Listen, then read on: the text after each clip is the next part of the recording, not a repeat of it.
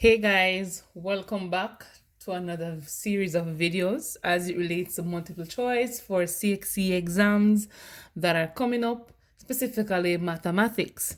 All right, guys, so without further ado, I'm going to go right into it. So for this video, the first question is if x prime y prime is the image of 3, 5 after reflection in the x-axis, then x prime y prime is, so we have a few options here, guys, but we need to have the prior knowledge of reflection and what it looks like. If you can't remember the general form for it, we need to know how to graph it. All right, so we know that reflection in the x-axis is you're living from xy, then you're going to go to x negative y. If you want to have a graphical representation of this guy to see how it looks on paper, so that's your Cartesian. We know this is the x-axis and that's the y. All right, so if we try to locate 3, 5, let's say 3 is here and 5 is here, so 3, 5 would be somewhere here, and we're asked to reflect that in the x-axis. So if we should reflect this point down here in the x-axis, you basically will be moving 5 places down on the y-axis. You will not be moving the x because the x stands, and so that's where this is coming from. So the same x value in the given point will be the same x value in the reflection or in the image. Only thing will change is the y becomes negative. So if you can remember these guys, it's also helpful, but if you can't, you can always try to sketch it out and have an idea.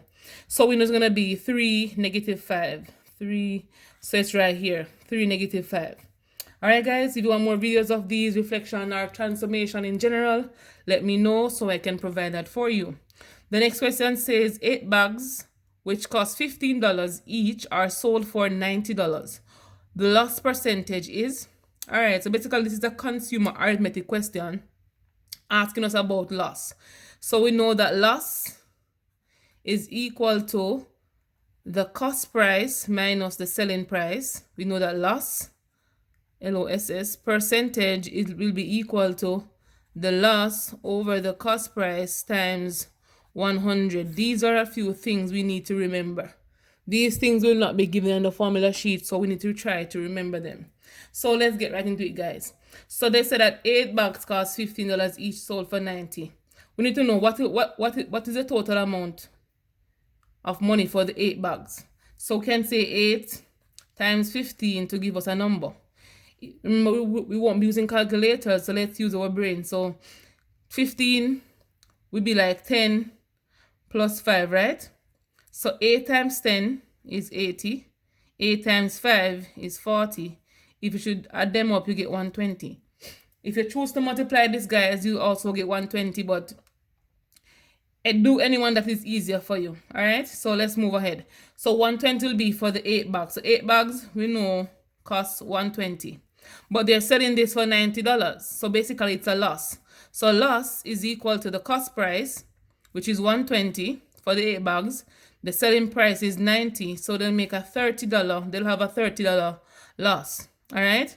Now we want to find the loss percentage, and this will be the loss over the cost price times 100. What percentage of your money will you be losing? That's basically what they're asking you here. So loss we found up here to be 30, so it's 30 over the cost price, and the cost price is right here, 120 over the 120 times 100. You can reduce this fraction if you want to. So we know that 30 into 30 goes 1, into 120 goes 4. 4 into 100 is basically 25%. I should put the percentage sign right here. 25%. And so the solution here is indeed 25%. Again, guys, if you want more questions like these, let me know so I can see what I can do for you. The next question, an article marked to give 120% profit originally costs $60. What is the marked price? All right, guys, it's basically a reason question. If you want to go detail, you can. So they say that after you sell this article, you will have 100% profit. No, 120% profit. That means you will make about the $60, an additional $60. So you're basically making 2 times the money right here. All right. So making 2 times the money plus 20% extra. So you're gonna be making your. So you're gonna be making the $60 that you originally sold it for.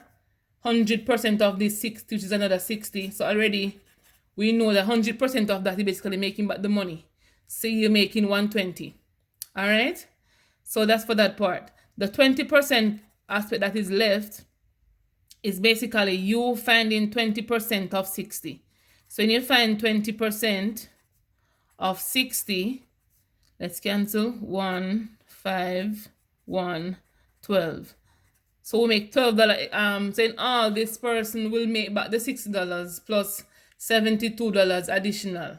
And at the end, 72 plus 60 is basically 132. Or you want to say 120 plus 12 to give you the answer 132. All right, guys, I hope you understand this. Because basically right here, you're making your selling price plus 2 times that, plus you're basically doubling that money, guys. So I hope you understand that question. So the next question in the circle, in the above circle, should be above, but never mind. In the circle, the circumference is 33 centimeter. And you're asked to find the length of the minor. So that's the circumference, 33 centimeter. Find the length of the minor arc AB in centimeters. All right, guys. So we know that an arc is basically formed, basically a part of the circumference, right? And so the arc right here is the arc AB. Okay. So with an arc and 2 radii, we have a sector coming out. So the minor sector here is 60 degrees. I'm saying percent. 60 degrees. So we have to find the length of the minor arc, which is basically this region. So we know that circumference, the formula is 2 pi r, or you want to say pi times the diameter. That's fine. And we know the portion of the circle is 60. So the length of the arc, so length of arc is equal to theta over 360, and theta here represents the angle, times the circumference, 2 pi r. So let's go. We know the angle is 60. So it is 60 over 360 times the circumference, which is 33. Let us reduce this, guys, to make it look something similar to what we're seeing here. So 60, 1, 360, 6, because 16 60 goes 1, and 6 into 360 goes 6 times, because 6 is 36. And so we're going to have 1 over 6 times the circumference, 33. Let's see if you see this answer. Okay, it's right here. And so C is the solution for that one. All right, guys, let me know if you understand this question or these questions. And I'm happy to help you to bring clarity if you don't. All right, so it's basically a bearings question. So in the diagram, the bearing of P from Q is, okay, so basically from the north line to P is basically 225 degrees. So right here, guys, we know that this is a sector of 90. This is also 90. That's 90. And down here says also 90 because the complete turn is 360. All right. So 90 and 90 is 180. So we know that right this region right here, the straight line is 180 degrees. So if here is 180, what is this angle? This angle here would be 45 degrees. All right, guys, 180 plus 45 gives you the complete 225. And remember, once you do it bearings, you're making a clockwise movement from the north line. So from this north line, Q to P is 225. We get that already. All right, let's move on. So they want to know the bearing of Q from P. So basically, you're leaving from P. And so P, you have to again draw your north line to show your starting point. All right, guys, that's very important. And remember, north lines are basically parallel lines as well. So if we should consider the parallel, what's the word for it again? The parallel, what do you call it again? If you consider parallelism, we know that between two north lines, we can form between two parallel lines, we have the Z angle forming out. And so if you can see this, the Z angle forming out right here. And so we know that this angle is equal to this angle. All right. And so this angle is equal to this angle. So if this is 45, this is also 45. One more thing we can do, guys, is to say that angle from Q to P is 225. And if I should subtract that from 360, I would get, I think it's 135.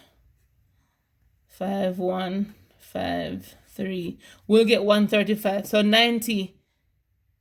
This is also 9. So 90 plus 45 is 135. You can also choose that method as well, because we know that from P to Q, we have to make a clockwise movement. And so this is basically P to Q. All right. And so the angle is 45. Guys, there are different ways of understanding and interpreting questions like these. It's up to you how you understand it, and just stick to that method or try to reason it out. Even though the exam is basically 90 minutes, not much reasoning can go on there, but we are gonna make this work. All right, so the last one is x to the negative 4 can be written with a positive index is. So we know the general form for indices, or some would say exponents. A to the negative m is equal to 1 over a to the m. So the negative index can be written as a positive, as a fractional number or a rational number. So 1 over the base to the positive of the power. So 1 over the base to the positive power will be this answer here. And that's it for this video, guys. If you have any questions, please free to leave in the comment section below. If you like this video, give me a thumbs up, remember to subscribe, share, and tell a friend about me, guys. Let them come and watch to see what they can learn and how best I can help them. As you know, I am always here to help, and I'll see you on the next one.